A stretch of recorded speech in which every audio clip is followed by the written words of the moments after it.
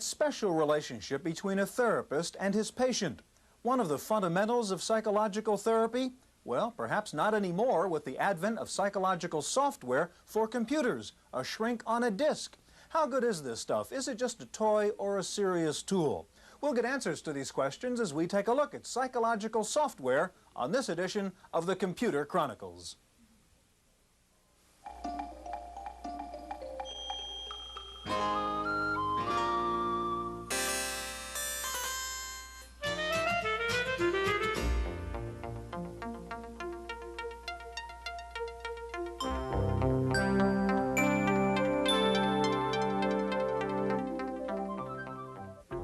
The Computer Chronicles is made possible in part by a grant from AFIPS, the American Federation of Information Processing Societies. AFIPS, sponsors of OAC 86, the nation's leading conference on business technology. For conference information, call 800-OAC-1986. Exploring today's business solutions. Additional funding is provided by McGraw-Hill, publishers of Byte. Byte's detailed technical articles on new hardware, software, and languages cover the latest in microcomputer technology worldwide. Byte, the international standard.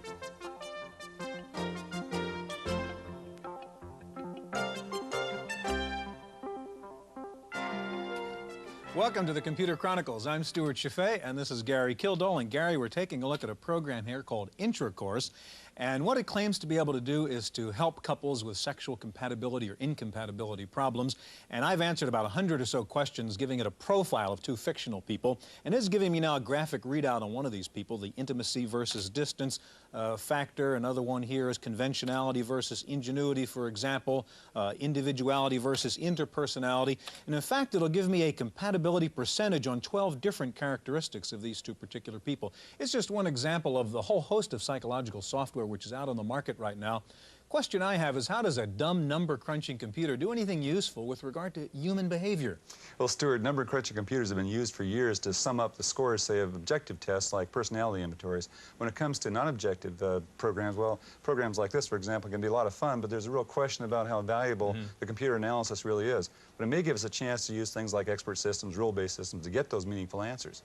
We're going to take a look at a whole range of psychological software today, from self-help programs to more sophisticated software that's used in professional psychotherapy. We'll begin by taking a look at how psychiatrists use psychological software to help people with serious mental problems. Patients recovering from severe head trauma usually undergo lengthy rehabilitation to try to regain basic cognitive functions. Exercises to improve concentration, memory, or motor skills involve repetitive games administered by a therapist. But computers are changing cognitive therapy, often with impressive results. Mental exercises most suited to head injury patients are easily adapted to a computer program. Specialized software like this program, developed by the Karen Lambert Foundation, help to redevelop lost cognitive skills with logic-based games. Doctors don't expect computerized routines to replace therapists who sit by patients during sessions, but in some cases, patients can work by themselves, and the challenge of keeping up with the computer keeps them motivated. The program also seems to provide patients with a tactile sense of their own progress. As they advance in the program, head injury victims increasingly feel their diminished capacities. So a patient that can gauge his own progress is psychologically stronger. Leading a brain-injured person back into the mainstream of life calls for a combination of physical and psychological therapy. While still in an early stage, cognitive software seems to be making a difference. Rehabilitation centers can use their staff more efficiently, and most importantly, patients can go home sooner.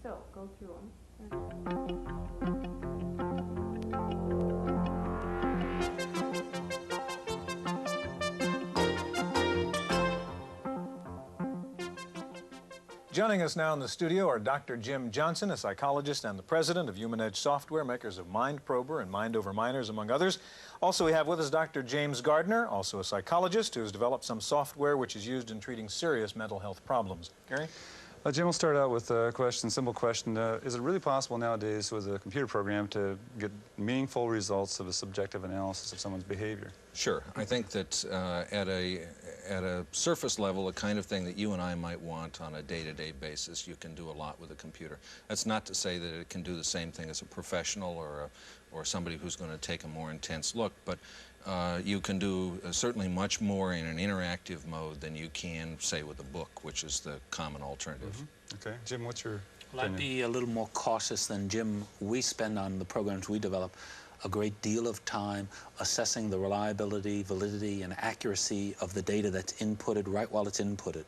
And we won't run a program unless that information is reliable, valid, and accurate. And where it's not, we require the people to go back and change the input until they reach a certain level, and only then will we run a program. Okay, in your case, you're dealing with professionals, and in the particular case of the program we'll see in a minute, that's more oriented, I guess, toward consumer, Sure. average consumer. Sure. Can we take a look at the program, see how it works? Sure. This is Mind Prober, and it's the... Oh, it's Mind Over Minors. I'm sorry. Mind Over Minors, and it really has two components. You assess yourself, you assess your child, and then it gives you a report. Now, the purpose of assessing yourself and the other is so it can categorize who you are, categorize who the other person is, and then tailor down the strategy for how to deal with them. In my Let's case, see how you do that assessment, Jim. we've gone ahead and I filled in a series of things, and they're simple adjectives like bossy, active, and so on. I'm not going to go through all of these in the interest of time.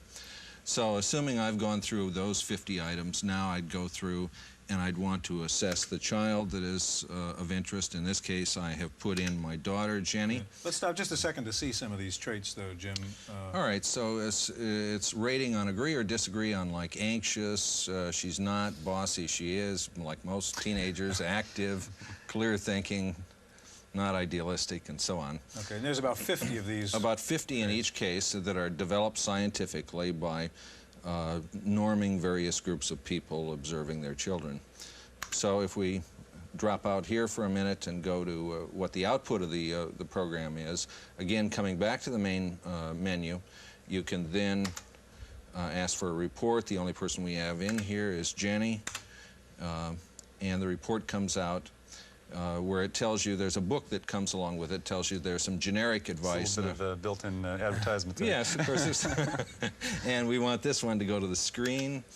And what comes out is, the first section is understanding her. And the point of this is to talk about who the two of you are and how you're likely to get along. No advice in this, but just to give you some idea. Talks in this case about we're both adventure-seeking, and be prepared for that. Don't be too upset if she's like you are.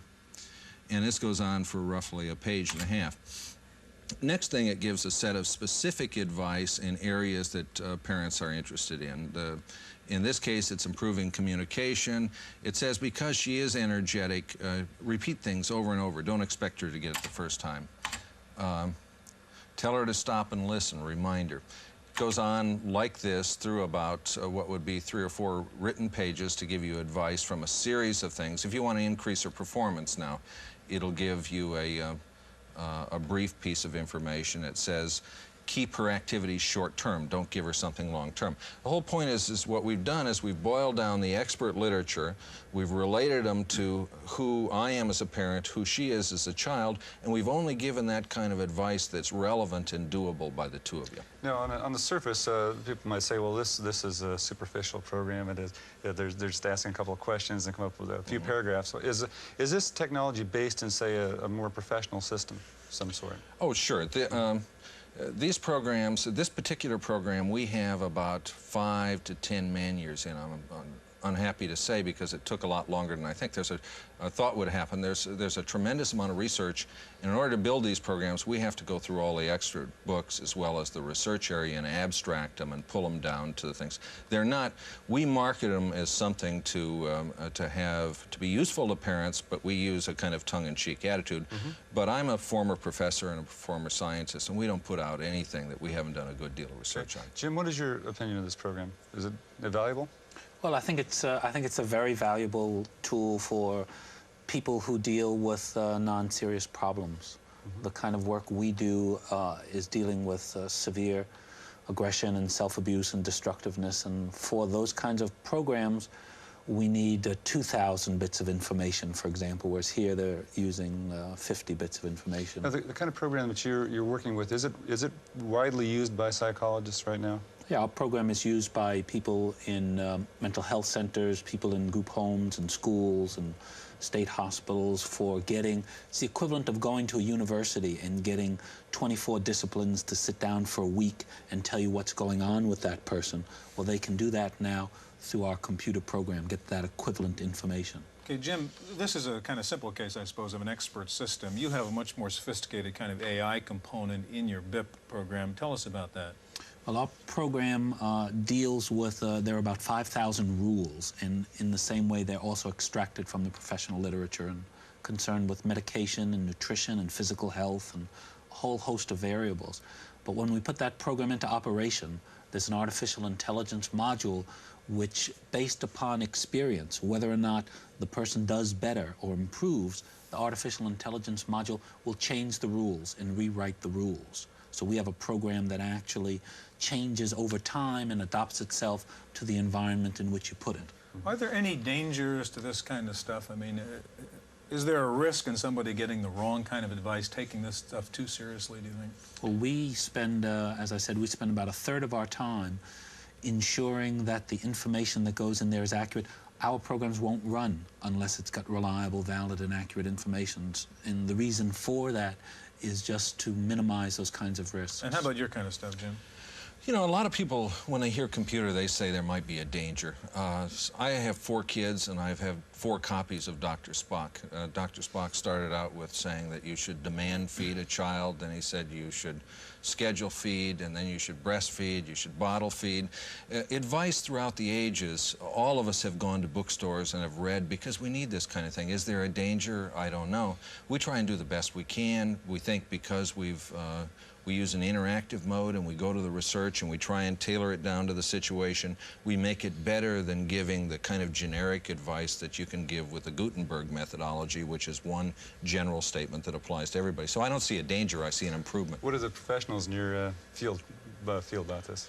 Do you think that this is a threat of some sort? I think it's mixed. I think the whole issue with expert systems and AI is once you develop a system that in some way mimics an expert, he starts to get threatened. You and I are the same way, and so I think they're going to say that, and I think they're controversial. No Gentlemen, we're out of time. Thank you very much. Some psychological software is being used in conjunction with other therapeutic techniques like biofeedback. Wendy Woods has a report on that. This may look like a video game. It is, in a way, but I'm not using a joystick. Instead, a headband with tiny sensors is connected to my head, with which I'm trying to control the action on the screen. This is the office of Dr. George Fuller von Bose, a psychologist who uses a simple Commodore 64 computer equipped with an interface box and special software as one of the tools in his biofeedback work. The new computerized biofeedback software is now developed in such a way that it can be used with most people with psychophysiologic disorders. One of the ways that it can be used is to have the person learn by watching the video screen where their heart rate, their blood pressure, their brain waves or muscle tension is, and being able to vary the meters as seen on the screen or the various motivational graphics that's on the screen. In this program, the patient tries to lower the balloon on the screen by relaxing. This, by the way, is called Relax, and it's from Synapse software. The program also includes a kaleidoscope, which increases in complexity and beauty as the patient becomes more at ease. And the Relax graph, which more scientifically shows a patient's progress. Still another program at the doctor's disposal enables him to monitor a variety of body functions visible on the screen. The real key in biofeedback is the learning process, not the machine. So the more the machine distracts the person from their learning procedure, the less learning takes place. How well does it work? Well, Dr. von Bose is pleased with his patient's progress. And as for me, well, I look pretty relaxed, don't I? For the Computer Chronicles, I'm Wendy Woods.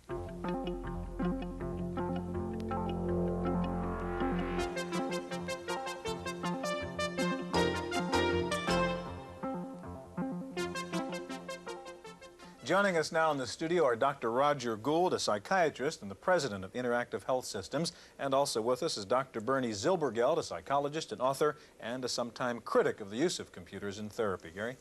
Bernie, we've seen several examples of programs here that are used in a role that might be considered traditionally a therapist role. Is there danger in that?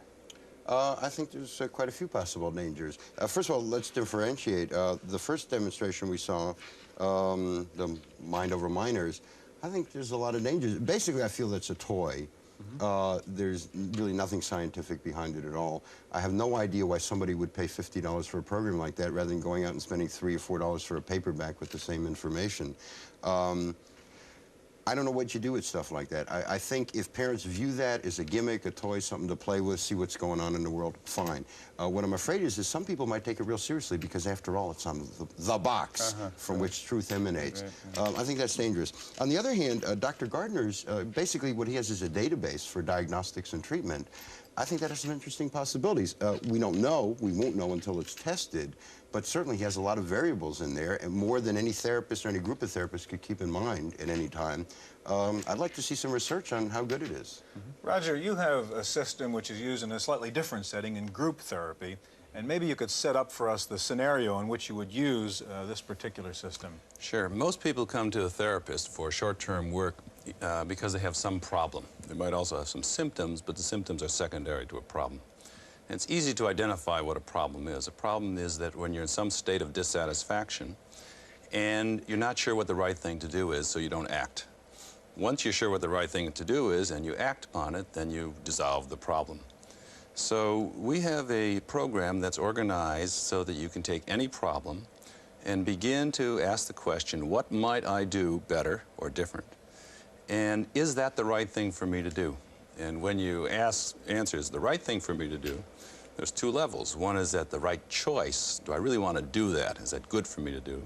And the second is it right for me psychologically? That is, given my past learning, can I afford to change my behavior in a new and novel way? Okay, what's the therapeutic setting for how you would use this? A person comes into either a mental health clinic or a psychiatrist or a psychologist's office, or people are referred to in the plan that's used right now as part of a wellness program in which they identify some problems in living they want to help sort out. In the room will be 10 computers, 1 therapist, and 10 patients. They will start out by saying, there'll be an introduction, the computer will begin to then ask them some questions. Each will have their own computer, and basically, what's going on in your life that brought you here? And then from there, they begin to prioritize down, they get a worksheet, and end up with a very specific dissatisfaction in their particular life situation. Okay, you've got your program up here. Show us a couple of the screens that the patient might use. Sure. Once the person has, this is about an hour into the program, it's a 2-hour session for the first session, there's 5 of them. Once he has that, the next question that comes up is, what can you do differently than you're doing right now that might address this problem in a way that's satisfactory? And we've skipped a number of menus. The first one had to do with the first category, is that you can express yourself differently. So if it's a personal problem with another person, ask you, what is it that you need to express? What feelings? Who's the particular person? Your name, that person's name, and it's all confidential. Okay, what are the choices here? Then you get into a second kind of behavior that you can do, which is, in any kind of problem, you can discipline yourself to act differently to relieve the stress. So, for instance, this is called the daily demands. And it asks you, if you were to be on time with your appointments and your commitments, would it solve the specific problem that you're working on? Would it address it, alleviate it? Would you do more, if you did more for people in your life, like your children or your spouse or your parents, would that help? Okay, so basically I've got a multiple choice here to pick which of these things might be the problem I'm trying to address. That's right. And I answer that, and then where do I go from there? You answer that, and then we get into the next category. The next category is, how can you use your time and energy differently that's more meaningful to you? Because a lot of times people have problems because they aren't using themselves well in their life or in their work situation. Okay, Roger, when you get all these questions answered and get all the data together, what's actually done with that material you've collected? The program continues to guide a person's thinking processes. There's no prescription, there's no evaluation. And we help people then sort through, is this the right thing for me to do or not? So some choices are given as alternatives of what you can do to solve the problem at that point, and Well, these are the choices. We call it provisional action steps. The person makes it much more concrete, and then they begin to look at what we call the concerns. I'm concerned that if I take this action step, it might disturb an important relationship in my life. But now, how well does this work? When you're in a real group therapy situation, you apply this, what's the result of it? We've done 1,000 patients so far, and about 75% of the people who came in who were stuck in terms of they could not act in a way to resolve their problem, by the time the 5th week is over, have acted and have come to a kind of new perspective on themselves as developing adults. And you think that this is something that would have been very difficult to achieve if you'd not had to, or at least a lot more work? All the therapists, including myself, who use alternate methods and have used alternate methods, compare this method, what we've done before, and this is much more effective and it's much more useful for the patient because they end up with hard copy, they end up owning new skills, the therapist is much less important, and a whole sense of greater self-esteem and problem solving. Bernie, what do you think about this? Actually, this sounds interesting. However, I'm sorry, Roger, but the outcome really has to be taken with a grain of salt. You can find any therapist from any school of any sort who say the same thing. The real proof, and Roger knows this, is in comparative outcome studies. And he just told me before that there's some money available and he's going to be involved. And I would even go further than that, because the same holds true of all these programs. The real research will have to be done by somebody else, and we will not have good answers for at least several years down the road. I think it's real important with all these programs that somebody, you know, it's easy to say we need more research and everybody says it. Not many people do it. Because otherwise you just have a lot of wild claims. Some people say computers will lower prices. I can see a lot of ways where they're going to raise prices. The price of therapy. The price of anything that involves a computer. Computers are not that cheap, especially when you're buying lots of them. But what is your feeling in terms of really helping out a therapist? If we could have the really good expert systems, if they evolved a good expert system, would that be a real help to the therapist himself? I think what Roger's program is doing, as I understand it, is trying to automate take some of the work away from the therapist that a computer can do. And nothing he said so far, you know, turns me off or makes me really worried. However, you know, there's those placards that say, you know, to err is human, to really screw things up, you need a computer. I think we would do well. This is not talking directly to Roger, but to keep that in mind. This is not more scientific or objective or efficient or anything. It's just a box with stuff we put in it. Sometimes it's helpful. I think this holds some promise. I think Dr. Gold holds some promise. But we got to be careful. I think... Okay. Real quick, Roger. Okay, I think the important thing is the stuff you put in it. And we're sitting here, and this is what's been put in here represents about 80 years of clinical experience by 3 professors of psychiatry who are also psychoanalysts. So it's as good as can be. I've got to call an end to it. Well, we've seen yet another area today in which computers seem to be making an important contribution, yet some are concerned that computers are moving into uniquely human territory. We asked our commentator George Morrow for some final thoughts. Boy, I sure am glad for the therapy of this camera and all you people listening out there, because I build up a lot of hostility over the flagrant abuse of this word expert. It's bad enough from programmers. Common sense is not a vital trait for these people. But it's really stressful to have the word mangled by psychologists. You expect someone who understands human behavior to have a lot of common sense. Well, what is an expert? Someone or thing who understands a discipline so well that responses are automatic and based on patterns rather than rules. Experts know that rules must be broken some of the time. When? Knowing that answer is the difference between being expert and competent. Now, our present understanding of how the human mind works is so limited that there's no basis for anyone to claim to be a genuine expert in this area.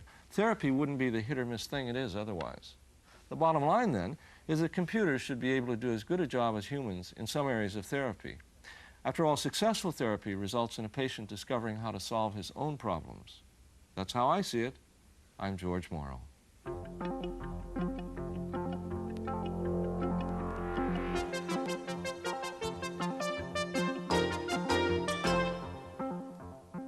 In the Random Access file this week, a new research study from Sweden reports that radiation from video display terminals caused birth defects in the fetuses of laboratory mice.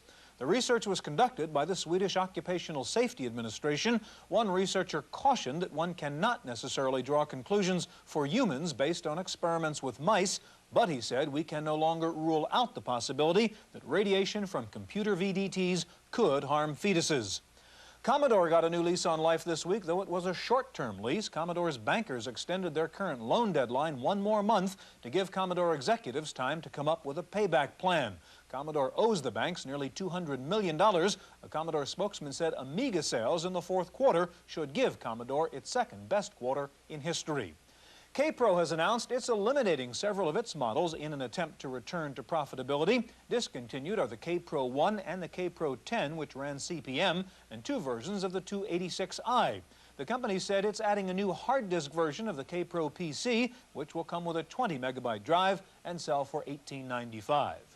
In our legislative update file, the Senate Judiciary Committee is hearing testimony on a bill that would make the FBI's National Crime Computer accessible to college campus police departments. The ACLU is arguing against the bill, saying 5% of the records in the FBI's computer contain erroneous information. The ACLU says that has led to false arrests and detention of innocent people.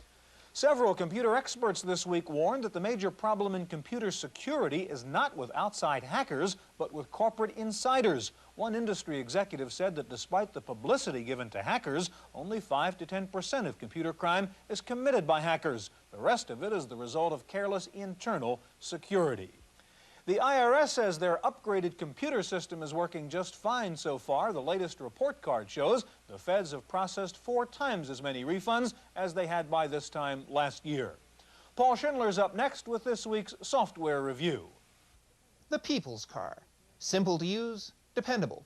I have to assume that's why the people at LifeTree Software paid homage to an automobile when they named their word processor Volkswagen.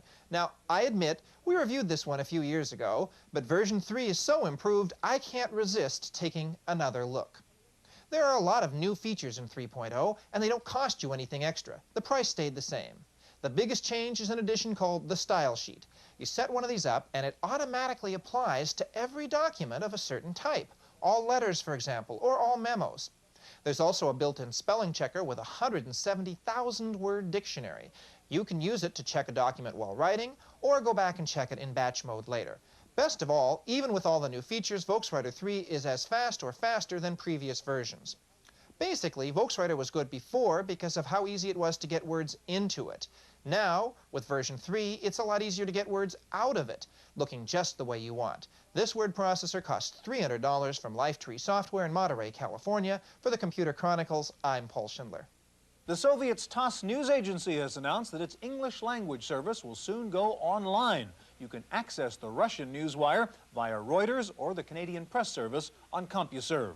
Finally, the MBA Super Bowl was held last weekend. 3 teams of MBA students at Stanford, Harvard, and the University of Pennsylvania all played the Wizard of Wall Street, a stock market simulation game, to see which team of MBAs could make the most money.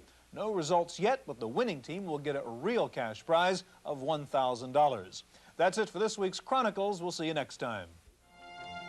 The Computer Chronicles is made possible in part by a grant from AFIPS, the American Federation of Information Processing Societies. AFIPS, sponsors of OAC 86, the nation's leading conference on business technology. For conference information, call 800-OAC-1986. Exploring today's business solutions. Additional funding is provided by McGraw-Hill, publishers of Byte. Byte's detailed technical articles on new hardware, software, and languages cover the latest in microcomputer technology worldwide. Byte, the international standard.